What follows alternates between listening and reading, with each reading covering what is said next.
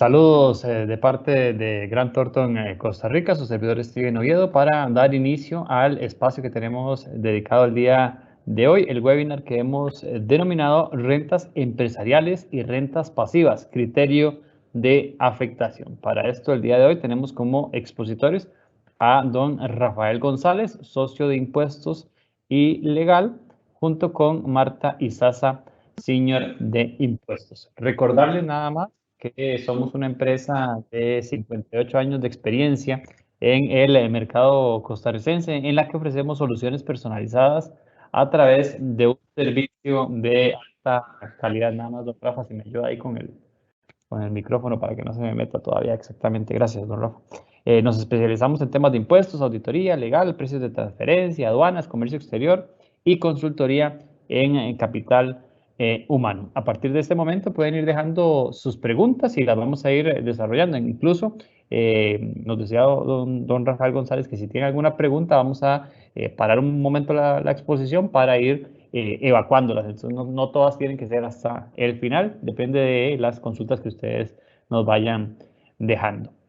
Recordarles que el próximo 7 de octubre a las 10 de la mañana tendremos otro espacio, a cargo de Alejandro Jiménez, director de consultoría, junto a Josué Barahona, consultor de Grant Thornton, en el que se tocará el tema herramienta de apoyo para buscar ineficiencias e improductividades en la gestión financiera contable de las empresas. Recuerden que también nos pueden encontrar en nuestras redes sociales como Grant Thornton Costa Rica, que también este y todos los webinars usted los puede encontrar en nuestro canal de YouTube como Grant Thornton Costa Rica, y también los invitamos a escuchar nuestro podcast en Spotify denominado Café Grant Thornton. Ahí pueden buscar, ya tenemos 4 episodios, este viernes tendremos el 5.º episodio, entonces para que nos acompañen en Café Grant Thornton. Pero ya sin más, le voy a dar la palabra a don Rafael González, socio de impuestos y legal de Grant Thornton,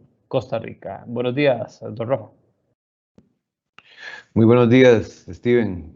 Buenos días, Marta. Muy buenos días a todos los que nos acompañan. Muchísimas gracias por estar con nosotros. Efectivamente, el día de hoy vamos a tocar este tema tan interesante de rentas empresariales y rentas pasivas, y particularmente el criterio de afectación. Hoy es 30 de septiembre y hace ya desde la reforma de la Ley de Fortalecimiento de las Finanzas Públicas, esta fecha ya a muy pocos contribuyentes realmente les hace cierre de periodo fiscal. Sin embargo, yo quisiera hacer una reflexión. Alguna gente, muy poquita, posiblemente esté cerrando periodo fiscal hoy y ya está empezando a preparar su declaración del impuesto a las utilidades del periodo fiscal 21 que presentará en diciembre, muy poca gente. Pero más bien la reflexión la quiero hacer pensando en este tema tan interesante, que es muy buen momento para decir, faltan todavía 3 meses para el cierre de periodo fiscal, en qué situación me encuentro, no dejar las cosas para el último día. Así que nosotros en Grant Thornton estamos trabajando para darles la información, para darles el conocimiento, para tratar de retroalimentarnos con temas de esta índole y con el suficiente tiempo estar preparándonos, estar tratando de tener la información y la retroalimentación necesaria para poder cumplir adecuadamente con nuestras obligaciones tributarias. Los temas que vamos a tocar en esta mañana en relación con rentas empresariales, básicamente los hechos generadores del impuesto sobre la renta, el impuesto a las utilidades y el impuesto a las rentas del capital, ganancias y pérdidas, quiénes son los contribuyentes de estos impuestos, pero particularmente haciendo énfasis en cuáles son los elementos patrimoniales afectos a una actividad lucrativa, pensando en que justamente van a ser este criterio de afectación de los elementos patrimoniales el que nos diga cuándo tributamos en un lugar o en otro, y hablar un poco de los criterios que ha venido emitiendo la Administración Tributaria en relación justamente con este tema. Adelante, Marta, gracias. Entonces, vamos a comentar sobre los hechos generadores del impuesto sobre las utilidades y sobre las rentas del capital, ganancias y pérdidas de capital. Brevemente hagamos un poquito de repaso sobre los antecedentes.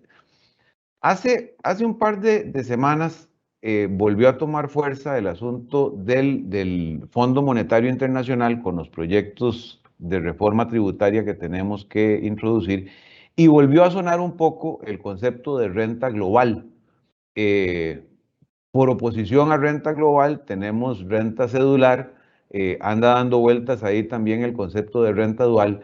Y a mí me parece muy importante que todos aquellos que estuvimos más o menos involucrados en la reforma tributaria que entró a regir a partir de la Ley de Fortalecimiento en julio del 2019, recordemos que el espíritu inicial de la reforma, en muchos de los textos sustitutivos así se hizo ver, y yo por lo menos a título personal considero que todavía la lectura de la ley me permite concluir un poquito que por ahí andaba la cosa, tendía un poco a darle mayor preponderancia a un régimen global que hiciera más fuerte el impuesto a las utilidades, dejando como residual el impuesto a las rentas pasivas. ¿Qué quiero decir con esto? Que en virtud del criterio de afectación, o sea, de entender que la actividad lucrativa, que la organización de los factores productivos era el elemento a través del cual un contribuyente iba a integrar en su renta ordinaria, en su impuesto a las utilidades, todos los beneficios, rentas o provechos de fuente costarricense, dejando de lado las rentas pasivas como rentas residuales, iba a ser la tónica. No obstante eso, y yo me atrevo a decir que más bien a través del desarrollo reglamentario, por una parte, y a través de los criterios de la administración, terminamos, me parece a mí, muy claramente con un régimen cedular, tal vez un poquito más ordenado que el que teníamos.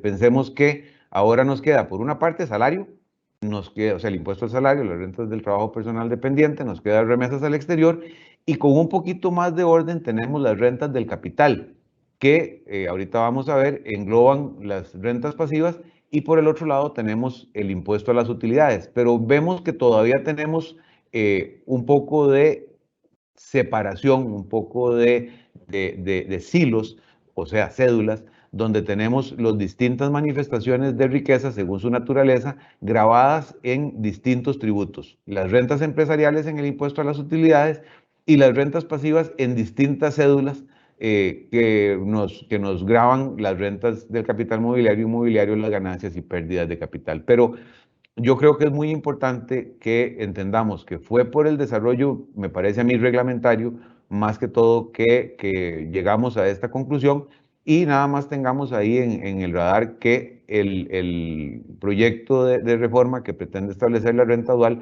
digamos que va a mantener este criterio de afectación, de modo tal que comprenderlo y sobre todo tratar de que la administración nos oriente un poco mejor de lo que lo ha hecho hasta el momento, va a ser muy relevante. Hacemos, por favor. A mí me gusta mucho ver esta balanza y sobre todo el concepto de actividad lucrativa, porque recordemos que con anterioridad a la Ley de Fortalecimiento de las Finanzas Públicas, teníamos que atenernos a un concepto de habitualidad. ¿Qué ocurría? Nosotros teníamos, primero que nada, no existía un gravamen sobre las ganancias de capital. Empecemos por ahí, las ganancias de capital no estaban sujetas a impuesto, y las ventas de bienes, de elementos patrimoniales, estaban gravadas únicamente cuando eran la actividad habitual del contribuyente. Por habitualidad se entendía la actividad que se desarrollaba de manera pública y frecuente y que formaba la mayor parte de los ingresos del contribuyente, definición que en todo caso había sido declarada hasta inconstitucional por la sala.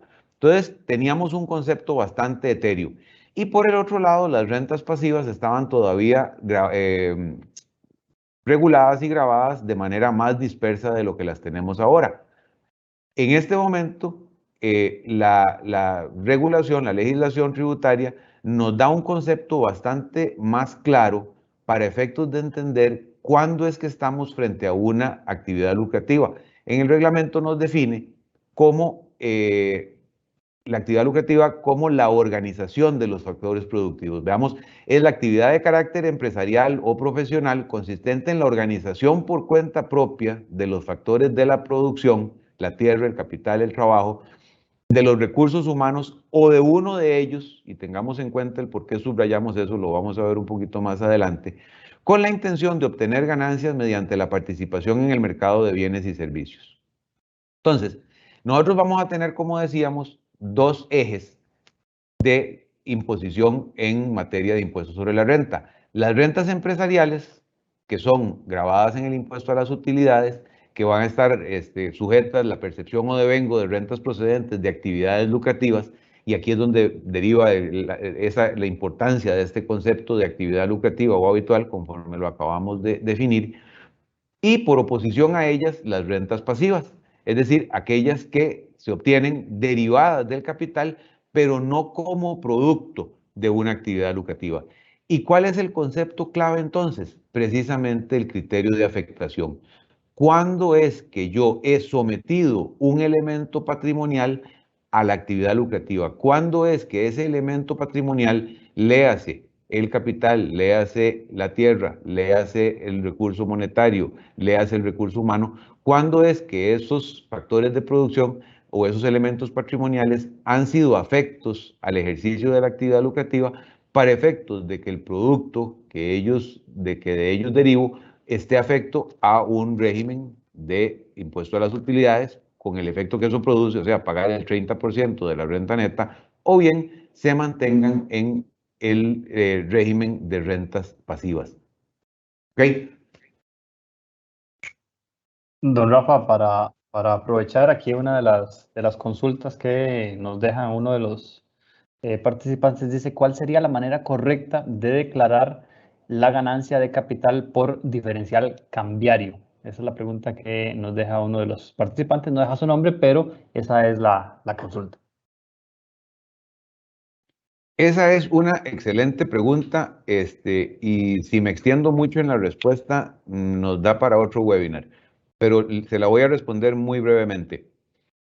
Resulta que, y justamente en esta filmina me sirve mucho, resulta que el artículo 1, el artículo 5 y el artículo 27 de la Ley del Impuesto sobre la Renta contienen la regulación del diferencial cambiario y hacen con toda claridad la diferenciación entre el diferencial cambiario producto de la actividad empresarial y el diferencial cambiario pasivo.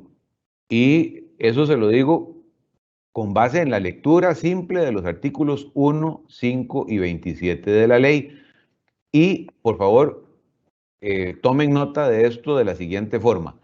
Nuestra lectura de esas normas lo que dice es el artículo 5, que tratándose de un elemento patrimonial, le hace partida monetaria, debería tributar sobre la base de la valuación, es decir, la foto comparada del saldo de la partida monetaria del inicio y final del periodo.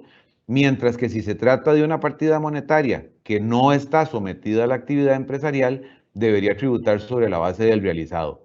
Pero hasta aquí esto es criterio nuestro, punto. La tributación no piensa esto y que quede clarísimo. Para efectos de la tributación, la ganancia cambiaria solamente va a tributar sobre la base del realizado. Y entiéndase realizado o cambio de moneda o renovación de la partida monetaria, o sea, del instrumento de inversión o del pasivo. ¿Eso qué significa? Que la tributación entiende que el artículo 1 habla de realización, se brinca el artículo 5, se va al artículo 27. Entonces, en respuesta a su consulta, ¿qué ha dicho la tributación? Que la ganancia o pérdida cambiaria en este periodo 2021 va a tributar sobre la base del realizado. Entiéndase por realizado únicamente el cambio de moneda, o sea, la percepción del ingreso de colones a dólares o de dólares a colones en el activo o en el pasivo, o la renovación de la partida monetaria correspondiente. No está tomando en cuenta el concepto, lo correspondiente a la evaluación. Muy bien. Entonces, como decíamos, el criterio de afectación es el que nos va a inclinar la balanza hacia las rentas empresariales.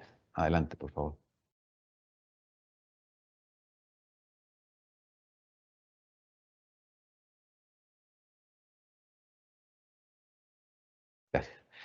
Entonces, ya como decíamos, el impuesto a las utilidades nos va a gravar, y ahorita lo vamos a ver, de manera integral todas las rentas de fuente costarricense, las producidas por capitales situados, bienes utilizados y servicios prestados en territorio nacional. Y en el caso de las rentas del capital, vamos a tener la división de las rentas del capital inmobiliario, las rentas del capital mobiliario y las ganancias o pérdidas de capital. En el caso de las rentas del capital inmobiliario se refiere a arrendamientos, subarrendamientos, constitución o cesión de derechos de uso sobre bienes inmuebles. En el caso de las rentas del capital mobiliario se refiere a intereses o arrendamientos o derechos de uso o de goce sobre bienes muebles o intangibles o regalías. Pueden ser, ya repito, intereses, dividendos. Y en el caso de las ganancias o pérdidas de capital nos estamos refiriendo a las variaciones en la composición del patrimonio por la alteración de alguno de sus elementos sobre la base, de nuevo, y aquí sí, esto es un concepto que consideramos correcto, de la realización, es decir, por la efectiva modificación de la composición del patrimonio por la alteración de alguno de sus elementos. Estas son las tres modalidades de la renta pasiva, las rentas del capital, inmobiliario, mobiliario o las ganancias y pérdidas de capital. Notemos entonces que aquí tenemos unos conceptos de renta que van a tributar como rentas pasivas en la medida que los elementos patrimoniales de los cuales ellas se deriven no estén siendo afectos a una actividad empresarial o a una actividad lucrativa, en cuyo caso van a ser tributados en el impuesto a las utilidades, que es justamente lo que tratamos de dilucidar en este espacio. Adelante, por favor.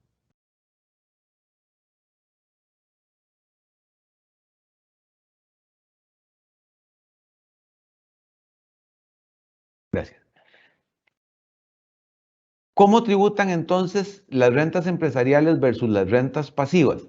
Veamos el contenido de los artículos 1 y 27 bis de la Ley del Impuesto sobre la Renta. Y me permito muy brevemente leerlos porque es importante ver justamente dónde es que se hace ese punto de conexión entre ambos. En el caso del artículo 1 nos dice que el hecho generador del impuesto a las utilidades es la percepción o devengo de rentas en dinero o en especie continuas o ocasionales procedentes de actividades lucrativas de fuente costarricense, así como cualquier otro ingreso o beneficio de fuente costarricense no exceptuado en la ley. Ojo, a los efectos de este impuesto también tendrán la consideración de actividades lucrativas debiendo tributar conforme a las disposiciones del impuesto a las utilidades, repito, ojo, la obtención de toda renta del capital y ganancia o pérdida de capital realizada obtenida por las personas físicas y entes colectivos sin personalidad jurídica que desarrollen actividades lucrativas en el país, y ojo por tercera vez, subrayado y en negrita, siempre y cuando éstas provengan de bienes o derechos cuya titularidad corresponda al contribuyente y se encuentren afectos a la actividad lucrativa. Y antes de regresar a comentar ahí brevemente lo que dice el 27 bis, que es la norma que lo regula el hecho generador en materia de rentas pasivas o rentas del capital. El hecho generador de este impuesto es la obtención de toda renta de fuente costarricense derivada del capital y las ganancias y pérdidas de capital realizadas que provienen de bienes o derechos cuya titularidad corresponda al contribuyente, y ojo por cuarta vez, y que no estén afectos por parte de su titular a la obtención de rentas gravadas en el impuesto a las utilidades. Y me devuelvo aquí un poquito a lo que hablábamos al puro inicio, en el sentido de que, vean ustedes, que pareciera que desde el punto de vista de la ley, la intención original del legislador fue, hasta por el tamaño pareciera verse, que había una intención de tener un impuesto a las utilidades muy robusto, tanto así que vean ustedes que ese segundo párrafo del artículo primero de alguna manera dice, vea, en la medida que haya afectación, yo absorbo lo que dice el 27 bis. Yo, cualquier cosa que se mueva como afecto a la actividad lucrativa, me lo voy a traer como un fuero de atracción hacia el impuesto a las utilidades, mientras que va a quedar como residual el impuesto a las rentas pasivas. Sin embargo, el desarrollo reglamentario y sobre todo la forma en que la administración lo ha interpretado dejó más bien atrapadas prácticamente por regla las rentas del capital mobiliario e inmobiliario, de modo tal que la administración entiende que prácticamente en la totalidad de los casos debe entenderse que las rentas por alquileres, por ejemplo, inmobiliarias, son rentas pasivas de por sí, que las rentas por intereses, y eso lo vamos a ver con más detalle con Marta ahora, son rentas pasivas de por sí, y que más bien es por excepción, en casos muy específicos, con ciertos requisitos, que puede migrarse al impuesto a las utilidades. Y esto es importante tenerlo en cuenta porque, primero que nada, así como puede ser una muy buena noticia para algunos, puede no serlo para otros. Pensemos en el ejemplo de alguien que, por ejemplo, preste plata y resulta ser que prestando plata se endeuda para prestar plata.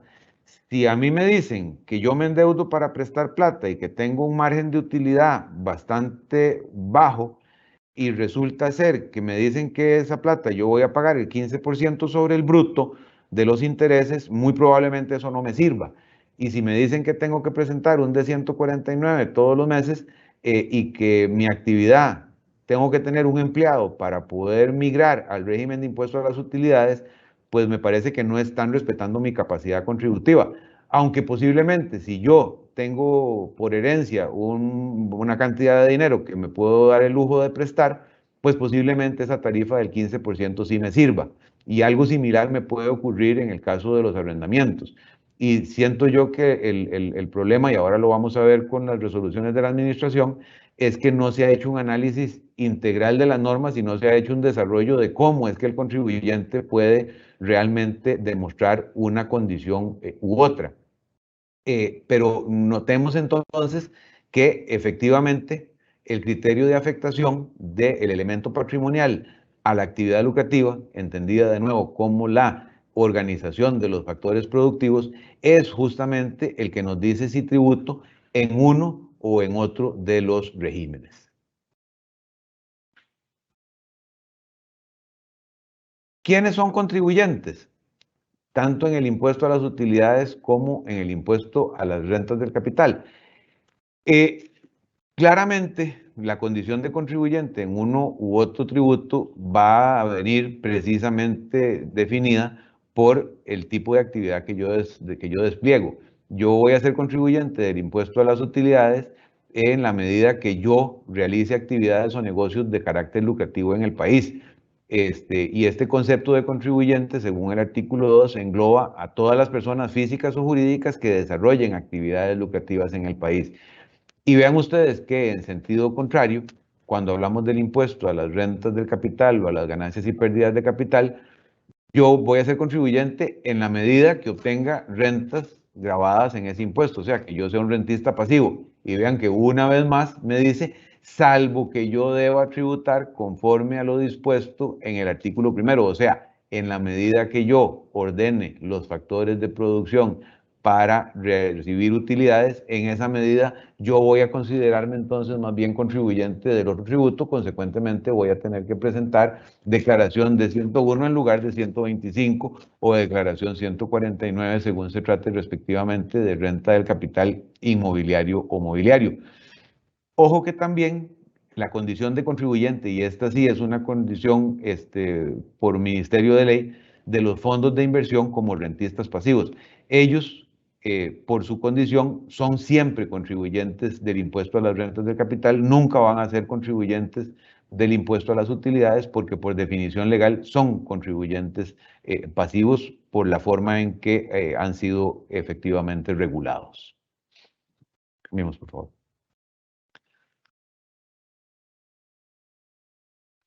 Y aquí viene una cuestión que es tremendamente importante de entender, porque son quizás las disposiciones sobre los rubros que más confusión pueden venir a generar, comparando el impuesto a las utilidades con el impuesto sobre las rentas del capital y ganancias y pérdidas de capital. En el caso de los arrendamientos inmobiliarios, por ministerio del reglamento, prácticamente nacieron cautivos como rentas pasivas. Entonces, solamente por excepción es que yo puedo tributar en el régimen del impuesto sobre la renta, en el régimen ordinario. Y para efectos de hacer eso, tengo que tener un empleado contratado para la generación de esas rentas. Y el requisito es que tengo que mantenerme en el régimen del impuesto sobre la renta por al menos 5 años. ¿Qué es lo que consideró? Y eso sí está en la ley. ¿Qué es lo que consideró el legislador en ese caso? Que yo organizo los factores de producción al tener un empleado. Entonces es un requisito de carácter legal que me dice que para poder yo migrar de un lado al otro, voy a tener que tener un empleado y poder entonces así, conforme a mi capacidad contributiva, tributar en el impuesto a las utilidades. Recordemos que el régimen de rentas del capital inmobiliario lo que dice es que yo voy a pagar un 15% del 85%. O sea, tengo derecho a una deducción única, no se harán preguntas del 15%. O sea, pago el 12.75 de impuestos sobre el alquiler bruto. Si uno se lee el artículo 3 bis del reglamento, podría llegar a la conclusión de que existen otro mecanismo a través del cual un contribuyente contamine, por así decirlo, al realizar otras actividades lucrativas y en virtud de la realización de otras actividades lucrativas pueda adicionalmente integrar las rentas por alquileres a las rentas empresariales. Sin embargo, la administración tributaria ha sido tremendamente limitativa en ese aspecto, de modo tal que, y ahora lo vamos a ver más adelante, en la medida de que no haya forma, o que en la medida más bien que el elemento patrimonial sea divisible y pueda entenderse que únicamente produce estas rentas del capital inmobiliario, va a tenerse que mantener en el régimen de las rentas del capital inmobiliario como rentas pasivas y pagar este 12.75. Pongamos un ejemplo. Si yo tengo una actividad hotelera, por una parte, y de una manera independiente tengo unos apartamentos que doy en arrendamiento, en la medida que esos bienes son divisibles, yo voy a tener que declarar la actividad hotelera por una parte y no puedo integrar las rentas por alquileres porque son divisibles, son separables. Tendría yo que haber integrado como parte de la actividad empresarial del hotel a los apartamentos y que yo pueda demostrar que los apartamentos se usan indistintamente también para hospedar a la gente que se hospeda en el hotel o que forman parte del pool hotelero, para poder entonces aprovechar, por ejemplo, los gastos por depreciación de los apartamentos y en consecuencia tributar sobre una base unitaria, una base integrada. Sin embargo, donde sí preocupa la cosa es en el caso de los arrendamientos mobiliarios, léase la cesión a terceros de capitales propios, porque el mismo requisito que se establece de la tenencia de un empleado para efectos de poder migrar al régimen del impuesto sobre la renta, el reglamento lo exige tratándose de este supuesto, siendo que en la ley este requisito no está. Realmente no sabemos de dónde el reglamento pudo haber puesto el requisito del empleado si la ley no lo dispone. Y volvemos al ejemplo que poníamos anteriormente. No es lo mismo que una persona tribute el 15% por haber prestado plata cuando esa plata correspondía a su patrimonio respecto de una persona que hizo un préstamo habiendo a su vez tenido una carga financiera para otorgar ese préstamo. En un caso voy a tener un spread, en el otro caso voy a tener un rendimiento íntegro y en un caso lo lógico sería tributar en el impuesto a las utilidades, mientras que en el otro lo lógico sería tributar como una renta pasiva. Y más allá de eso, ahorita vamos a ver que las disposiciones normativas parecieran decir algo diferente. Sin embargo, para efectos de la administración tributaria, y ahora lo vamos a ver, el criterio ha sido bastante tajante en el sentido de que estas rentas son pasivas por naturaleza y me exige tener un empleado para poder migrar al régimen de renta ordinaria. Sí, don Steven.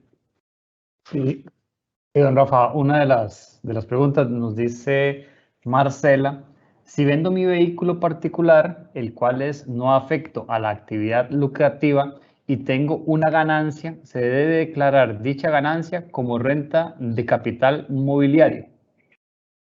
Sí, la respuesta es afirmativa. De acuerdo con la ley, este bien estaría afecto por ser un bien registrable al impuesto a la renta del capital mobiliario, correcto. En el D-162 se declara esa ganancia. Y hay otra consulta que nos dice Daniel. Buen día. Si el contribuyente se dedica al alquiler de inmuebles y tiene empleados en la Caja Costarricense del Seguro Social, ¿cuál es el procedimiento para solicitar atributación, trasladarme a impuestos a las utilidades? ¿Qué formularios se deben presentar y dónde los puedo obtener? Muchas gracias.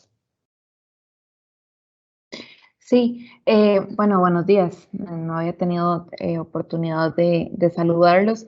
En relación con esta pregunta, pues hay un trámite en específico que es la presentación de una declaración jurada según la resolución DGT-R 58-2019, que de hecho ahorita hay un proyecto de resolución para reformarla, pero básicamente es un formulario de declaración jurada donde uno solicita migrar al régimen del impuesto sobre las utilidades, y una de las opciones es precisamente por afectación voluntaria, que ahora lo vamos a ver, que es el tema de tener empleados en planilla y cotizando en el régimen de la Caja Costarricense del Seguro Social. Esos formularios se pueden descargar desde la página del Ministerio de Hacienda, la declaración jurada propiamente, y se puede presentar a través de Travi, de la plataforma de trámite virtual. En principio, esta solicitud, digamos, de cambio de régimen se debería hacer a través de la misma declaración de 140, ¿verdad?, de modificación de datos, pero entendemos que esa posibilidad, o al menos la opción de solicitar el cambio de régimen a través de esta declaración todavía no se encuentra disponible. Por lo tanto, el trámite es a través de la presentación de esta declaración jurada. Es muy importante también que como medio probatorio, ¿verdad?, se debe adjuntar pues la planilla de la empresa, ¿verdad?, o de la persona, para que la administración pueda verificar que en efecto se cumple el requisito de tener al menos un empleado en planilla. Gracias, Marta. Un punto importante ahí, y tal vez si Marta me lo refresca también, es que se supone que esta inscripción va a tener efecto a partir del periodo fiscal siguiente. Es decir, que a pesar de que yo me inscribo, o sea, tengo que hacerlo antes de que inicie el siguiente periodo fiscal, y en consecuencia lo que va a pasar es que durante un tiempo, a pesar de tener yo el empleado, durante un tiempo voy a tributar en un régimen que no está reflejando realmente mi capacidad contributiva. Yo sí recuerdo haber tenido algún caso en el que la administración tributaria aceptó que el contribuyente entrara en el régimen prácticamente por los meses que le faltaban, pero fue un caso aislado. ¿Eso es correcto, Marta? Sí. Ok, ok. Gracias. Vamos adelante, por favor.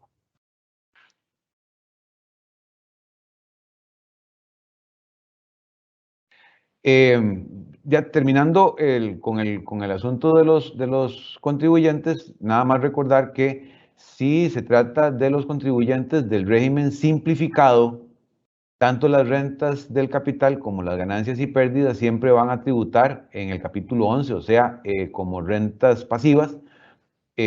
Ojo, tratándose de entidades sujetas a vigilancia e inspección de las superintendencias adscritas al CONACYF, siempre se van a entender integradas las rentas que obtengan estas entidades. O sea, por el contrario de lo que acabamos de decir de los contribuyentes del régimen simplificado, las entidades supervisadas, como los bancos, como los puestos de bolsa, nunca deberían tener rentas pasivas. Y ahora vamos a ver que de la redacción de algunos oficios, uno hasta que se le pare el pelo de pensar que fue que ojalá que haya sido una omisión y no que haya un criterio de que hay que ir a pedir permiso, cosa que se le parezca, pero lo que estamos diciendo es, un banco jamás tendría rentas pasivas por inversiones en valores. ¿Por qué? Porque todas las rentas que para otro contribuyente serían pasivas van a ser rentas ordinarias.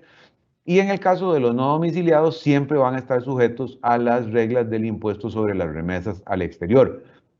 Importante ahí decir que, en principio, por ejemplo, pensando en intereses o pensando en dividendos, no tendría preocupación uno porque se trata de la misma tarifa, pero sí, dentro de los proyectos del Fondo Monetario, pasar a este incremento de 5 puntos porcentuales en las tarifas del impuesto de remesas, pues sí nos va a hacer bulto, sí va a mover la aguja el ser contribuyente del impuesto de remesas. Eso es ahí como un comercial sobre lo del FMI.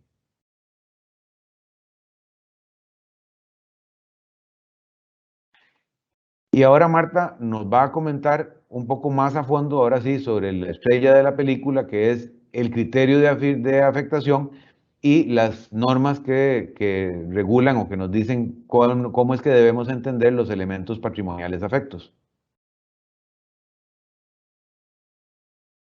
Muchas gracias, don Rafa. Ok, entonces, de conformidad con el artículo 1 bis, ¿verdad? Vamos a encontrar el artículo 1 bis de la ley, perdón. Ahí es donde vamos a encontrar propiamente los criterios de afectación de los elementos patrimoniales a la actividad lucrativa. Básicamente, y como premisa general, ¿verdad? Van a ser aquellos elementos que sean necesarios y que se vayan a utilizar para la obtención de los rendimientos gravados con el impuesto sobre las utilidades. En caso de que esto sea así, entonces vamos a tener una integración de rentas gravables, ¿verdad?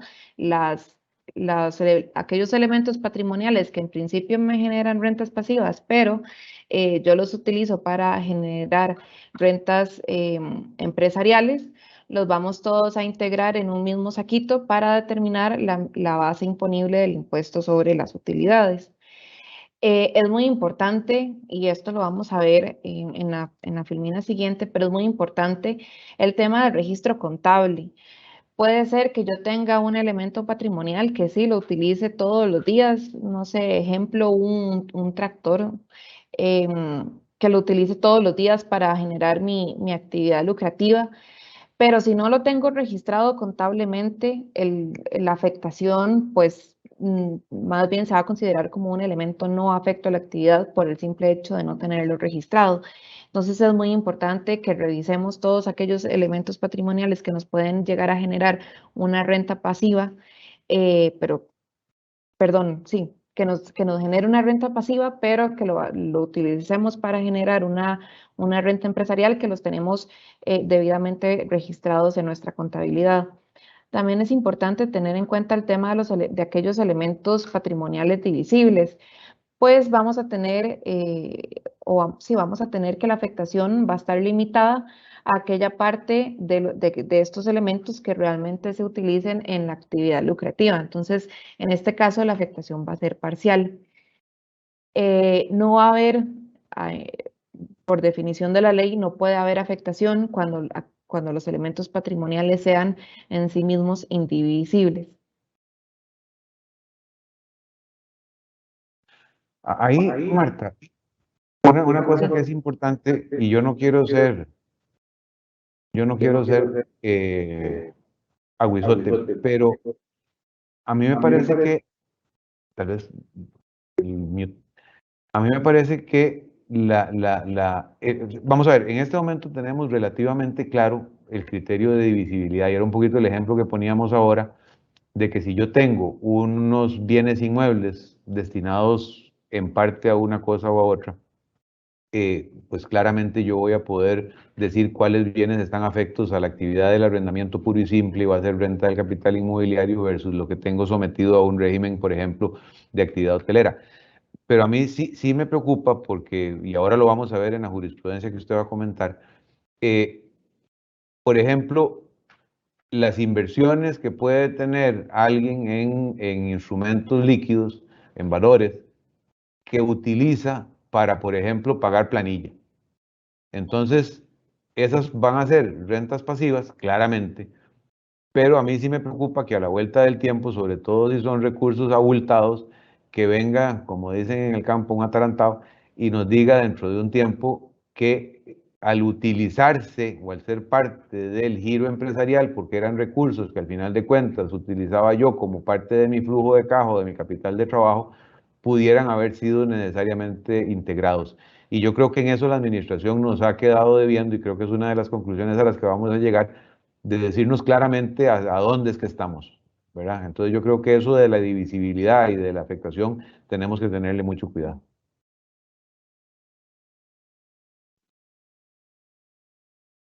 Efectivamente, don Rafa, muchísimas gracias por el comentario, sí.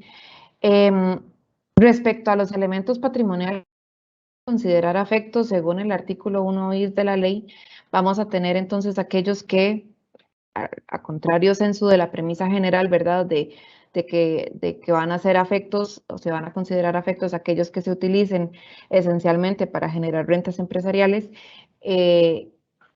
no se van a considerar afectos aquellos que estén destinados al uso particular del titular, ¿verdad?, de la actividad o de sus familiares, como los de esparcimiento y recreo.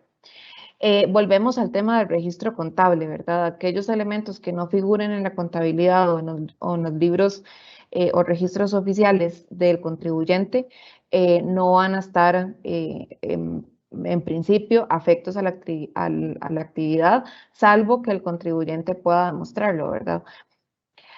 Vamos con el tema de los activos representativos en fondos propios y la cesión de capitales a terceros, y aquí es muy importante hacer hincapié en lo que vamos a comentar específicamente en el tema de la cesión de capitales a terceros, porque el inciso 3 del artículo 1 bis, específicamente el subinciso C, dice que no van a estar afectos aquellas rentas que provengan de la cesión de capitales a terceros, siempre que estos sean de oferta pública o que sean emitidos por entidades supervisadas por los órganos adscritos a CONACYF.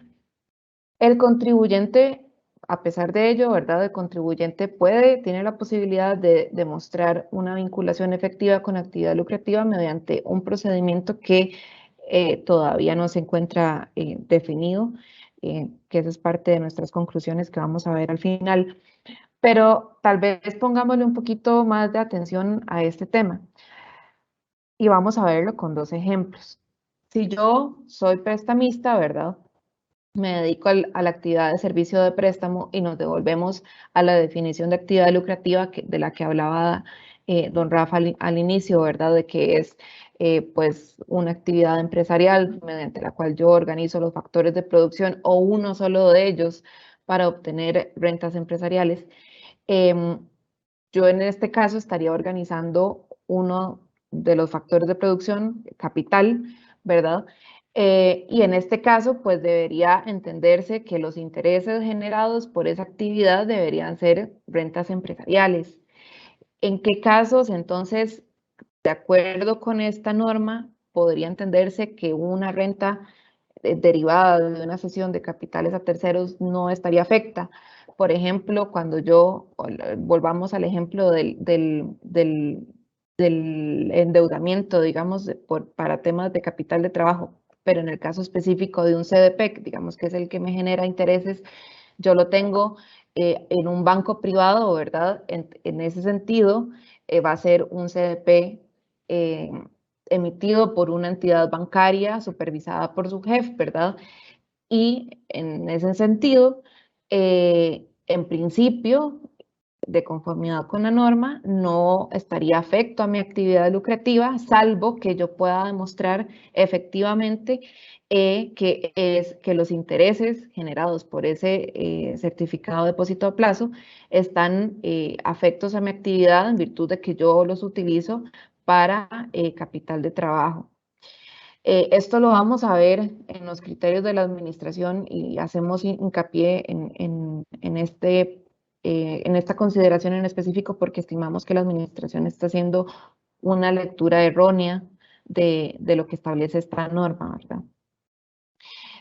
Y también vamos a tener como elemento no afecto a la actividad aquellos que se utilicen simultáneamente en la actividad y en necesidades privadas, salvo que sean en días u horas inhábiles durante lo que se interrumpa el ejercicio de la actividad, que en específico esto se refiere, por ejemplo, al caso de un vehículo que yo lo utilice tanto para mi actividad empresarial, supongamos una actividad agrícola, digamos, para la cual tengo un pick-up, que lo realice tanto para mi actividad como para mi uso particular.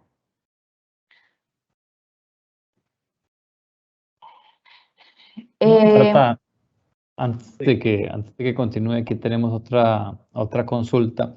Nos dice, si soy una sociedad sin fines de lucro y recibo una donación en lotes, al vender los mismos, ¿cómo calculo la renta de capital? Ok, precisamente la donación es uno de los supuestos, y espero no contestarle dándole un alegrón de burro, es uno de los supuestos que no genera una ganancia de capital por sí misma, pero cuando los vende, la ganancia de capital prácticamente va a ser sobre la base de cero costo con el importe correspondiente es decir, se va a tributar el 15% si es que los bienes los recibió después de la entrada en vigencia de la ley, va a ser un 15%. Si estos bienes los recibió en donación antes de la entrada en vigencia de la ley, podría ser el 2.25 del precio de venta. Ahora, nosotros estamos formulándole una consulta a la Administración Tributaria porque hay una disposición en el reglamento que parece insinuar la posibilidad de que en el caso de bienes que no tengan costo de adquisición, se pueda utilizar el valor de mercado. Sin embargo, yo por lo menos en lo personal considero que eso se regula eso regula otro supuesto. O sea, a mí me parece que la respuesta correcta es que yo al recibir en donación un bien y venderlo, la base imponible va a ser el monto de la venta menos el costo cero, porque es donación. Sin embargo, hay una disposición reglamentaria a la cual estamos acudiendo que permite interpretar que yo podría utilizar una base de costo diferente cuando el bien no tiene valor. Pero esa la estamos explorando para ver qué nos dice la administración.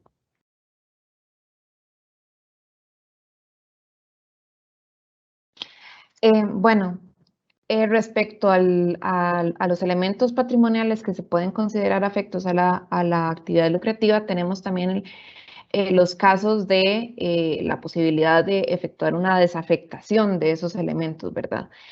Entonces, una afectación o una desafectación, ¿verdad? Entonces, cuando vaya a afectar un elemento patrimonial a la actividad lucrativa, vamos a tener que tomar el valor de adquisición, ¿verdad? Actualizado de la fecha de operación, es decir, a la fecha en la que voy a afectar este elemento patrimonial. Y aquí volvemos a la necesidad, ¿verdad?, de hacer el debido registro contable de este elemento, ¿verdad?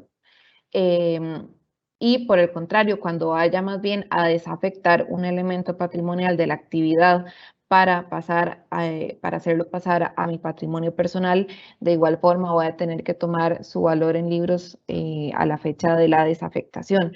Muy importante, ¿qué pasa al momento al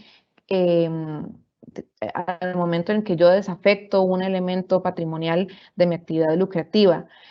En este supuesto, la misma norma legal me dice que esto no va a constituir una alteración del patrimonio siempre que este elemento continúe formando parte del patrimonio de la persona, ¿verdad? Al hablar de persona, la norma en genérico entenderíamos que podría tratarse de una persona física, ¿verdad?, o jurídica, no hace distinción respecto a si esto se limita, digamos, a patrimonio personal de persona física. Pero es muy importante tenerlo en cuenta, ¿verdad?, de que a pesar de que lo estoy dejando de lado, digamos, lo estoy desafectando de mi actividad lucrativa, lo estoy sacando, le estoy dando de baja, digamos, en mi contabilidad, esto no va a constituir una alteración patrimonial, y esto pensando específicamente en el impuesto, ¿verdad?, de las ganancias y pérdidas de capital. Volvemos al tema de la cesión de capitales a terceros porque esto es muy importante. Básicamente, ¿qué entendemos por cesión de capitales a terceros? Básicamente son aquellas rentas que corresponden a intereses o rendimientos. La norma limita su afectación a la actividad lucrativa cuando estos intereses o rendimientos deriven de una emisión de oferta pública, ¿verdad? O que hayan sido emitidos por entidades supervisadas por los órganos adscritos a CONACYT, como por ejemplo, volvamos al caso o al ejemplo de un certificado de depósito a plazo. En estos dos casos, cuando sea de oferta pública o cuando sea emitido por una entidad supervisada por, de una superintendencia adscrita a CONACYT, la norma hace una presunción de no afectación. Esta no afectación es una presunción, digamos, juris tantum, en el sentido de que la misma norma prevé que yo puedo demostrar la vinculación a la actividad mediante un procedimiento que, repetimos, no está definido claramente ni mediante reglamento ni mediante resolución. Pero bueno, a contrario sensu, ¿verdad? Y volvemos al caso de que si yo soy prestamista y esa es mi actividad lucrativa, por el medio, digamos, mi actividad lucrativa en el sentido de que utilizo un capital para generar una renta empresarial, gracias a la definición amplia, ¿verdad?, que nos brinda el reglamento de actividad lucrativa, podrían sí ser susceptibles de afectación a mi actividad, aquellos intereses que no cumplan con estas condiciones, ¿verdad? Si yo soy un simple prestamista a través del cual obtengo actividad, a través de la cual obtengo rentas que no, pues no son derivadas de una emisión de oferta pública o no derivan de un instrumento emitido por un banco privado, por ejemplo, precisamente porque yo no soy el banco privado, ¿verdad? Para poder emitirlo y obtener intereses de ese instrumento. Pero esto es muy importante porque de seguido vamos a ver un criterio de la administración en el cual consideramos que la administración está interpretando o tal vez hace una lectura errónea del artículo 1 bis de la ley, específicamente en el subinciso C del inciso 3 de esta norma, y ya vamos a ver por qué, y es precisamente en la actividad de prestamistas, de servicios de préstamos. Y esto es un criterio súper reciente de agosto de este año. Básicamente, la empresa consultante le indica tributación que es una empresa inscrita bajo la actividad de servicios de préstamos, ¿verdad? Que es una actividad que realiza por medio de recursos propios, es decir, capital, ¿verdad? Uno de los factores de la producción. Que la empresa además se encuentra inscrita ante su jefe conforme al artículo 15 bis de la ley 7786. Recordemos que esto es un tema de compliance, digamos, temas de legitimación de capitales. Y la consulta en específico es que si está en virtud de la renta que percibe, debe incorporarse al régimen de rentas de capital mobiliario al tener como su actividad económica principal la actividad prestamista. Entonces aquí la administración básicamente le indica que, bueno, que en principio, en tesis de principio, lo que genera, ¿verdad?, es una renta pasiva, ¿verdad?, por corresponder a la definición que brinda la ley de rentas del capital mobiliario, ¿verdad? Posteriormente realiza un análisis de lo que se va a entender como integración de rentas gravables.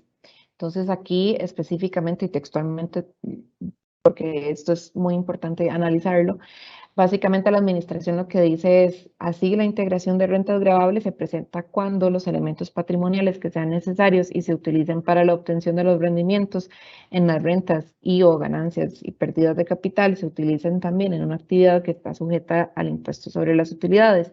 En sentido contrario, cuando el patrimonio que se utiliza para generar las rentas o ganancias y pérdidas de capital es distinto, no cabe tal integración o afectación legal, por lo que las rentas y o las ganancias y pérdidas de capital que provengan de estos serán gravables de conformidad con las disposiciones del impuesto sobre las rentas del capital.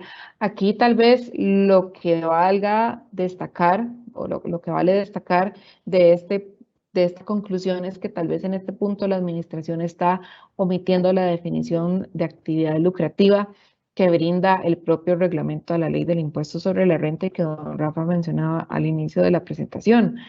Para realizar una actividad lucrativa, está bien, en tesis de principio es una actividad a través de la cual yo ordeno los factores de producción entendidos estos como tierra, capital, trabajo o recursos humanos para obtener rentas empresariales, pero el mismo reglamento me hace mención a que puedo utilizar solo uno de ellos, solo uno de los factores de producción para que se constituya en mi actividad empresarial. Entonces, pues esta es, digamos, tal vez como la primera omisión que detectamos que la administración en este oficio en específico no analizó, ¿verdad? No hizo una interpretación integral de las normas, como lo ha indicado don Rafa al inicio.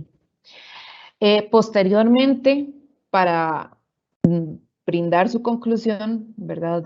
Respecto a la consulta de esta empresa prestamista, la administración dice que las rentas que derivan de esta actividad no son susceptibles de afectación al impuesto sobre la renta, debido a que el artículo 3 quater del reglamento solo permite afectar voluntariamente las rentas provenientes de arrendamientos mobiliarios.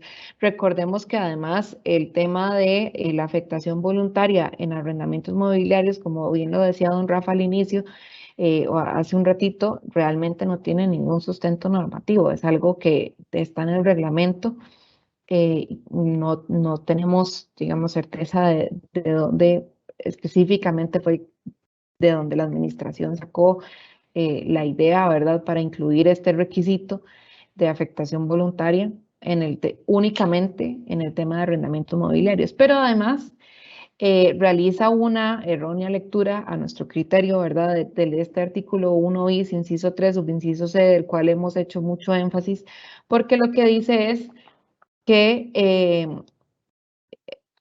dice, en el caso de la cesión de capitales a terceros, si estas se hacen por medio de oferta pública, es decir, si esta cesión a terceros de fondos propios se da en un mercado organizado como la Bolsa Nacional de Valores, dichas rentas en tesis de principio no deberían ser declaradas en el impuesto sobre las utilidades. Aquí vamos a hacer un paréntesis y tal vez, o sea, y aquí es donde notamos el primer error de la administración, o más bien ya sería el segundo, porque la empresa consultante indicó que la actividad de prestamista la realiza por medio de recursos propios, no a través de una emisión de oferta pública o a través de la Bolsa Nacional de Valores. Entonces, realmente las rentas que derivan, las rentas, los intereses, digamos, que derivan de su actividad, pues derivan de su propio capital. Y luego continúa la administración indicando que si la empresa estuviera supervisada por los órganos adscritos al CONACYF, las rentas por cesión a terceros de fondos propios tampoco estarían afectadas al impuesto sobre las utilidades, salvo que probara dicha vinculación. Volvemos otra vez ya este sería, me parece, la tercera falla de la administración en la lectura de la norma. En el sentido de que, bueno, la empresa está inscrita ante su JEF no porque esté propiamente regulada por su JEF como una entidad financiera o porque realice una actividad de intermediación financiera, sino por el cumplimiento de la disposición del artículo 15 bis de la ley 7786, que es para prevenir la legitimación de capitales, ¿verdad? No es que propiamente su actividad esté regulada y supervisada por su JEF como si pasa en el caso de un banco privado. Todo esto para concluir que si bien su representada, o sea, si bien la empresa consultante dispone de una inscripción ante su JEF, ello no le habilita poder tributar en el impuesto sobre las utilidades el producto de sus rentas, más bien por el contrario, justamente indica que justamente la norma impide que tribute sus rentas en este impuesto. Realmente no entendemos, o sea, es totalmente contradictorio, de verdad, de la administración, a manera de conclusión, en realidad, en relación con este oficio, pues no entendemos o no queda muy bien clara la interpretación de la administración en relación con este subinciso C. Parece que lo está sacando de contexto y que realmente no está analizando en concreto, ¿verdad?, la situación expuesta por el contribuyente. Don Rafa, ¿usted quiere hacer un comentario? Ok, entonces, bueno, aquí destacamos en estos 3 puntos, 3 tal vez omisiones, errores, esperemos que sea dilucidado en el transcurso en lo que venga, ¿verdad? Y que no cause una grave afectación a los contribuyentes, porque al menos en el caso específico de esta empresa, pues sí está organizando al menos uno de los factores de producción para obtener una renta empresarial y la administración le está imposibilitando tributar dichas rentas en el impuesto sobre las utilidades, con la salvedad, además de lo que indicaba, tomando las palabras de don Rafa de hace un rato, con la grave afectación a su capacidad contributiva, ¿verdad? Como contribuyente, dado que recordemos que cuando un contribuyente tributa en el impuesto sobre las rentas de capital mobiliario, no tiene la posibilidad de deducir ningún gasto, ¿verdad? Entonces, pues debería tributar el 15 sobre el bruto.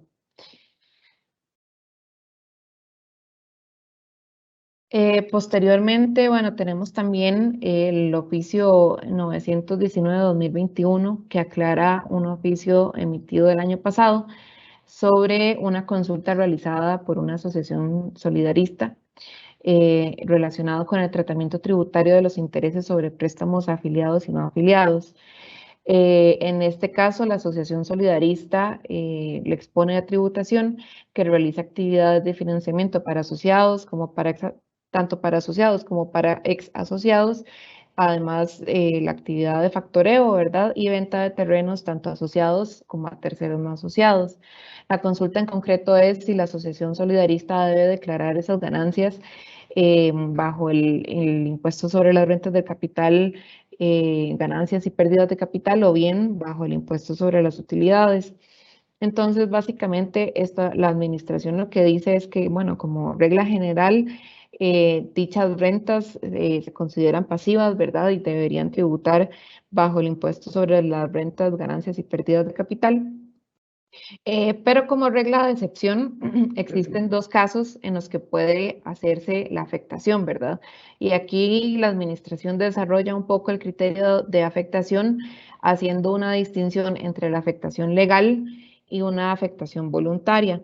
Como afectación legal, la administración dice que sucede, bueno, pues cuando los elementos patrimoniales que sean necesarios y se utilizan para la obtención de los rendimientos en las rentas o ganancias de capital, van a considerarse entonces afectos al impuesto sobre las utilidades, que era justamente lo que hablábamos al inicio cuando empezamos a tocar el tema de los criterios de afectación. Y luego, para analizar el tema de la afectación voluntaria, es precisamente el tema de los trámites o de la solicitud que se le puede plantear a la administración para migrar del régimen de las rentas del capital, ganancias y pérdidas, al régimen del impuesto sobre las utilidades, que es a través de la presentación de esta declaración jurada de la que comentábamos hace un rato, y señala bueno, que para el caso de rentas del capital inmobiliario, como requisito se debe contar al menos con un empleado, ¿verdad? Inscrito en planilla ante la Caja Costarricense del Seguro Social. Y en el caso igual de arrendamientos mobiliarios, este requisito, insistimos, únicamente está en el reglamento, no en la ley. Pero este oficio, digamos, la intención era básicamente darles a ustedes como un panorama general de estos dos tipos de afectación en los cuales la administración está analizando las consultas relacionadas con los elementos patrimoniales afectos. Y tal vez pasemos al que sigue, Marta, porque a mí me parece que este oficio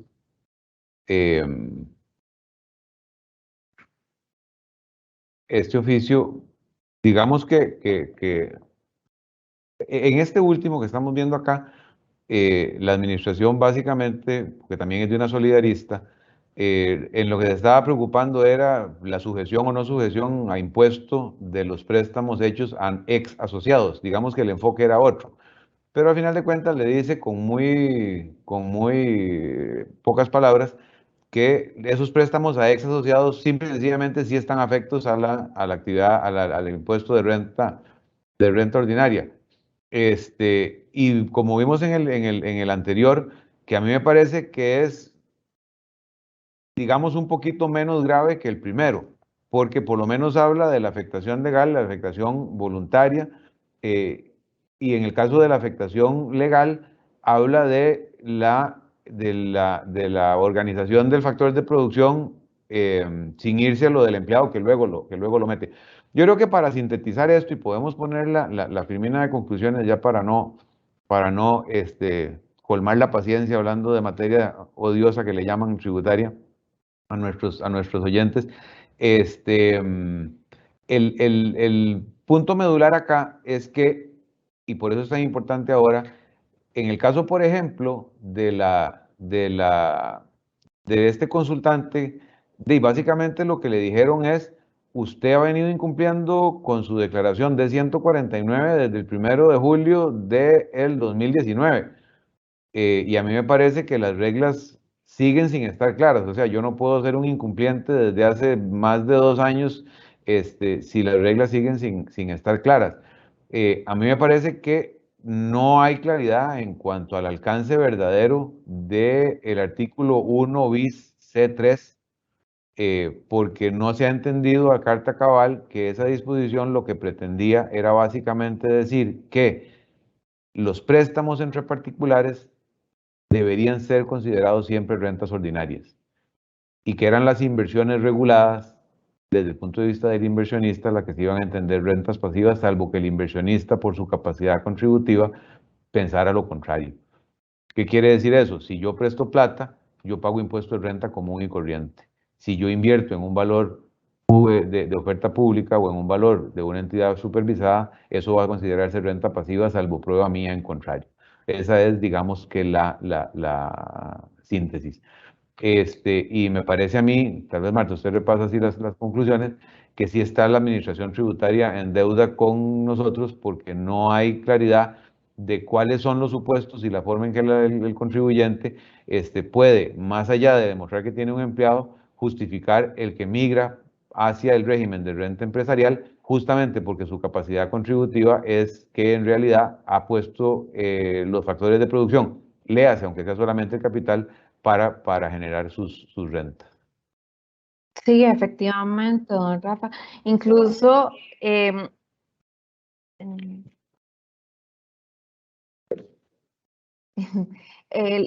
tal vez aquí lo preocupante es que este procedimiento al que refiere el artículo 1 bis para aprobar la vinculación efectiva con actividad lucrativa, pues realmente no está definido y al parecer la administración más bien está aplicando esta presunción casi que de pleno derecho, ¿verdad? Como si no se pudiera aprobar esa vinculación efectiva que prevé la norma. Entonces, pues esperemos que esto pues encienda un poco las alarmas, ¿verdad? En la administración, ojalá que replanteen esta interpretación integral de la normativa, ¿verdad? Y ponerle cuidado al texto propiamente de esta norma en el caso de prestamistas, por ejemplo, de que pueden verse bastante afectados por esta interpretación para que esto se rectifique. Pues nosotros de nuestra parte consideramos que el texto está bastante claro como para interpretar que en el caso de los prestamistas que puedan tributar en el impuesto sobre las utilidades, dado que no se cumplen con las condiciones que establece el 1 bis para que esos elementos no se consideren afectos. Pero básicamente sí, en resumidas cuentas, estimamos que esta es una de las deudas que tiene la administración en relación con el cumplimiento y aplicación de la ley de fortalecimiento y las reformas que se introdujeron en la ley del impuesto sobre la renta, y nosotros de nuestra parte pues vamos a estar pendientes, ¿verdad?, de las novedades que surjan en torno a este tema y para compartirlas con ustedes oportunamente. No sé, don Steven, si tenemos preguntas. Sí, don Rafa, vamos a Al leer varias preguntas, tenemos algunas consultas. Dice, por ejemplo, ¿cómo se declara la ganancia de capital producto del diferencial cambiario de una cuenta bancaria en dólares si no se puede determinar qué dólar es el que está disponiendo para saber el valor histórico de ese dólar? Gracias. Vea, me leyó la mente. Nosotros desde la industria financiera, y le estoy hablando de la Cámara de Fondos de Inversión, de la Bolsa Nacional de Valores, de la Cámara de Bancos, la Asociación Bancaria, ese punto ya se lo hicimos ver a la Administración Tributaria. Para empezar, el D-162, por decirlo en tico, no se deja. O sea, si yo voy a ir a declarar en este momento una ganancia cambiaria, el D-162 no se deja. Hay una impracticabilidad administrativa justamente por eso que usted dice. Yo tendría casi que llevar un inventario de moneda, entonces no sabemos si es un WEPS, un PEPS, un promedio ponderado. En este momento, la Administración Tributaria tiene claro que no hay forma posible de que un contribuyente pueda declarar el efecto cambiario en una cuenta corriente, por ejemplo, o en cualquier otro activo de esta naturaleza. Piensa en una cartera de títulos seriados también, es exactamente lo mismo. Entonces, la respuesta es, la Administración Tributaria ya tiene consultas escritas en relación con eso, porque no hay una regla que me permita a mí saber cuál es el tipo de cambio de compra que yo utilizo, porque yo no sé cuáles son los dólares que estoy vendiendo. Vea, yo le voy a decir nada más una experiencia que yo tuve en relación con este tema cuando hablábamos con la tributación, y es más o menos diciéndole lo siguiente: cuando hubo apreciación de la moneda, y siguiendo este mismo ejemplo, o sea, la respuesta concreta, tal vez para no irme por las ramas, es: la administración tiene claro que en este momento ni el formulario ni la base de cálculo permiten al contribuyente ir a declarar el diferencial cambiario de una cuenta corriente. Esa es la respuesta. La administración lo sabe y está consciente de que nadie puede estar incumpliendo lo que le resulte imposible cumplir. Porque ni el formulario lo permite, 10.162, ni porque yo sé cuáles son los dólares, porque no existe forma de saber si yo tengo que usar últimas entradas, primeras salidas, o PEPS, o WEPS, o promedio. Y lo segundo, viera que cuando estábamos en ambiente de apreciación del dólar, yo le dije al señor director y al viceministro en ese momento, de que quién de nosotros había ido a declarar como ganancia cambiaria los menos colones que había tenido que pagar por el préstamo hipotecario en dólares de su casa. Y todos me volvieron a ver con cara como, ¿de qué está hablando? Esto para decirle que nadie tiene claro a nivel interno la letra menuda del efecto del diferencial cambiario, pero la administración sí tiene por escrito consultas de todas las cámaras representantes de la industria financiera, precisamente porque hay imposibilidad material de cumplimiento de eso que usted mismo menciona, y le reitero la respuesta: ni el D-162 me lo permite, ni tengo base para saber cuáles fueron los dólares que vendí, porque no sé cuáles son los que tengo que utilizar como referencia al momento de compra. Gracias, a don Rafael, por la respuesta a la consulta que nos dejaba uno de nuestros participantes. Dice otra consulta, nos dice: cuando vendo equipo usado en la actividad lucrativa, la sociedad está cerrando actividad, se debe cobrar el impuesto al valor agregado y esta venta paga rentas de capital. Vamos a ver, en relación con la segunda pregunta, me parece que esa venta, en la medida que se trata de un bien tangible sujeto a depreciación, la ganancia o la pérdida van a estar afectadas al impuesto a las utilidades. Y en relación con el IVA, recordemos que ahí lo que procedería es, si yo no me dedico habitualmente a la compra y venta de esos bienes, yo no cobro el IVA. Lo que pasa es que yo ya me voy a ver acreditado el IVA correspondiente a la compra de ese bien si lo integré en la actividad gravable. Pero si yo no me dedico a comprar y vender ese tipo de bienes, yo no voy a cobrar IVA en la venta. Excelente. Otra consulta nos pregunta Marcela: una inmobiliaria que vende propiedades financiadas y gana interés sobre dicho financiamiento, ¿se puede ver como una afectación a la actividad y declarar en renta de utilidades? No sé si Marta quiere contestar esa pregunta porque anda muy en torno a lo que estábamos hablando. Bueno, yo me adelanto. A mí me parece que es justamente de lo que estábamos hablando. Yo creo que a la luz de los criterios que ha venido dando la administración, eso se vería como una renta pasiva. Yo por lo menos creo que si yo soy una empresa inmobiliaria y estoy dando financiamiento sobre las ventas de bienes, me parece que esa actividad es parte de mi actividad lucrativa y debería entenderse afecta y debería ser todo gravable en el impuesto a las utilidades. Pero a juzgar por los criterios que ha venido emitiendo la administración, me parece que lo considerarían igualmente una renta del capital mobiliario. Gracias, don Rafa. La otra consulta que nos dice Félix Benavides. Buen día. A favor comentar la condición o no de afectación en relación con el momento en que ocurre el hecho generador, ya que eso puede también llevar a una u otra cédula del impuesto. Gracias. Perdón, me parece que en la ley queda vamos a ver, hay un término de un año para que haya afectación o desafectación. Vamos a ver, el elemento patrimonial para efectos de considerarse afecto o desafecto debe estar en el patrimonio del contribuyente dentro del término del año. Es decir, yo no podría, para efectos, por ejemplo, de tener una ganancia o una pérdida.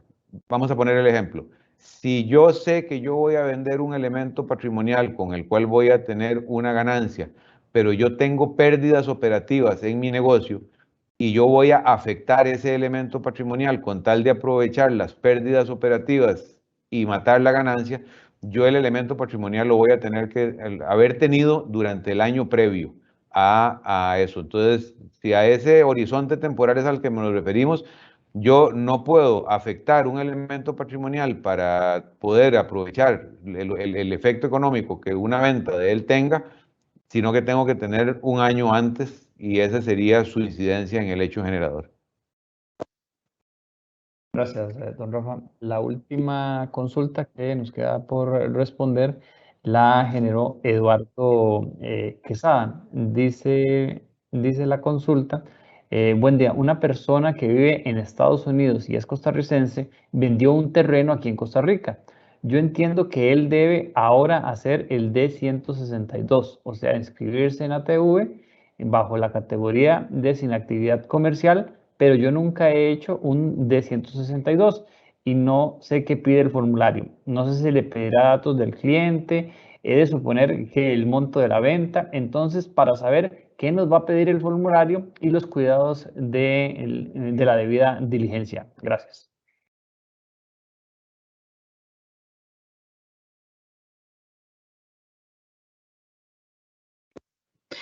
Sí, bueno, en ese caso, en efecto, debe presentarse la de 162 para declarar el impuesto a las ganancias y pérdidas de capital. Ahí va a depender mucho también de la fecha de adquisición del inmueble que va a estar sujeto a venta, ¿verdad? Pues si fue adquirido antes del 1 de julio del 2019, pues se podrá aplicar la tarifa del 2.25 sobre la contraprestación pactada con el comprador. Si fue adquirido posterior a la fecha, pues iba a ser el 15 sobre la ganancia que vaya a resultar. Pues el formulario sí pide básicamente los datos del vendedor, del comprador, el número de finca, ¿verdad? La base imponible de la ganancia y cuál es la tarifa aplicable. Me parece que ese formulario, digamos, para su presentación, me parece que únicamente es necesario contar con un perfil en ATV, no propiamente hacer la inscripción como contribuyente al impuesto, porque recordemos que realmente este formulario es obligatorio, digamos, presentarlo únicamente contra la verificación del hecho generador, no es un impuesto periódico, ¿verdad? Entonces, esto para que lo tengan en cuenta. Pero básicamente sería esto, ¿verdad? Los datos del vendedor, del comprador, el número de finca, ¿verdad? Los datos registrales de la finca, la base imponible sobre la cual se va a aplicar la tarifa, la indicación de la tarifa según la fecha de adquisición del inmueble. Muy importante, si el comprador, si el vendedor, bueno, no, en este caso ya nos confirmaron que el vendedor es costarricense, porque va a ser la aclaración de que si el vendedor es no domiciliado, pues en ese caso hay que, hay que aplicar una tarifa de retención del 2.5, pero este no es el caso. Espero haber atendido la consulta satisfactoriamente y en cualquier caso nosotros quedamos atentos. En la presentación están nuestros contactos, ¿verdad? Por cualquier duda o consulta adicional que pudieran tener. Gracias, Marta. De hecho, ahora vamos a hacer unas palabras de cierre de los dos expositores que hemos tenido el día de hoy. Vamos a iniciar con Marta Izaza, Senior de Impuestos de Grant Thornton. Adelante, Marta. Bueno, a todos, muchísimas gracias por acompañarnos durante este espacio.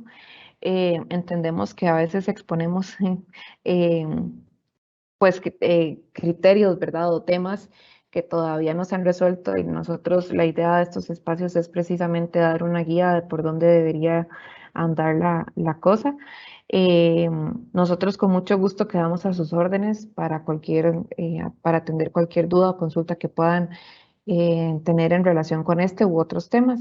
Y de nuevo agradecerles muchísimo por habernos acompañado durante este ratito. Gracias, Marta. Ahora le damos la palabra a don Rafael González, socio de Impuestos Ilegal de Grant Thornton, para su mensaje de cierre.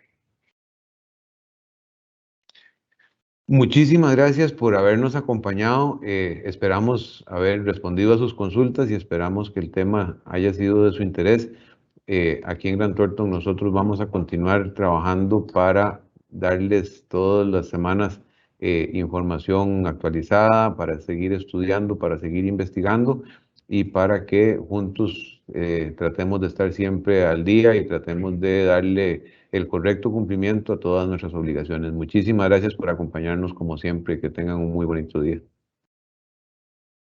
Gracias a don Rafael González. Nada más recordarles la actividad que tenemos programada para el 7 de octubre a las 10 de la mañana, herramienta de apoyo para buscar ineficiencias e improductividades en la gestión financiero-contable de las empresas. Esto a cargo de Alejandro Jiménez, director de consultoría, y Josué Barahona, consultor de Grant Thornton. Recuerden que nos pueden encontrar en nuestras diferentes redes sociales como Grant Thornton Costa Rica. Este y todos nuestros webinars usted los puede encontrar en nuestro canal de YouTube como Grant Thornton Costa Rica. Además, los invitamos a escuchar nuestro espacio de Spotify, nuestro podcast denominado Café Grant Thornton. Ya tenemos 4 episodios, próximamente saldrá el 5º para que nos acompañen también en este espacio. Es parte de Grant Thornton, que pasen un bonito día.